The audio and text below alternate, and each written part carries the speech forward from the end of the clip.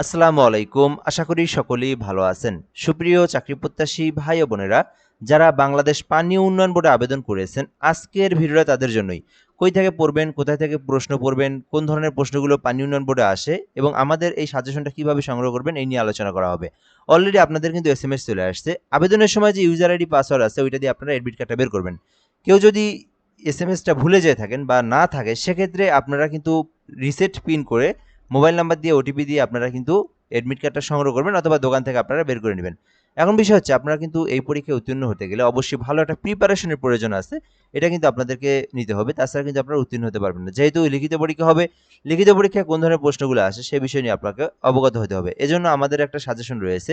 যে সাজেশনের মধ্যে বাংলা, ইংরেজি, গণিত পাঠ রয়েছে।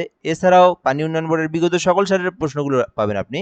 এবং যে প্রশ্নগুলো বারবার রিপিট হয় এগুলো কিন্তু পাবেন। একটা চূড়ান্ত সাজেশন তৈরি করা হয়েছে যেখানে আপনি সকল সাবজেক্ট ওয়াইজ পাবেন। এখানে দেখতে পারতেছেন ইংরেজি রয়েছে, গণিত রয়েছে, তারপরে বাংলা রয়েছে, এছাড়াও রয়েছে বাংলাদেশ পানি উন্নয়ন বোর্ডের সকল প্রশ্নগুলো পাবেন আপনি এবং সাধারণ জ্ঞানের একটি পিডিএফও আপনি পেয়ে যাবেন। সো এটা সংগ্রহ করতে আপনাদেরকে হোয়াটসঅ্যাপ নাম্বার দেওয়া হয়েছে 017758300312। এই নাম্বারে হোয়াটসঅ্যাপে এসএমএস করতে হবে।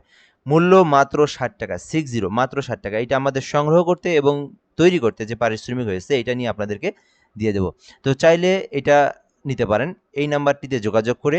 এটা আপনাদেরকে পিডিএফ দেওয়া হবে, মোবাইলের মধ্যে ওপেন করে পড়বেন, একদম এইচডি ক্লিয়ার রয়েছে, একদম সুন্দরভাবে পড়তে পারবেন, প্রিন্ট আউট করেও নেওয়ার প্রয়োজন নাই। সো নিতে চাইলে এই নাম্বারে হোয়াটসঅ্যাপে দ্রুত যোগাযোগ করুন, আমাদের কাছ থেকে সাজেশন নিন, পরীক্ষায় অংশগ্রহণ করবেন, ইনশাল্লাহ আপনারা এই সাজেশনটা পড়লে উত্তীর্ণ হতে পারবেন। ভালো থাকবেন, আসসালামু আলাইকুম।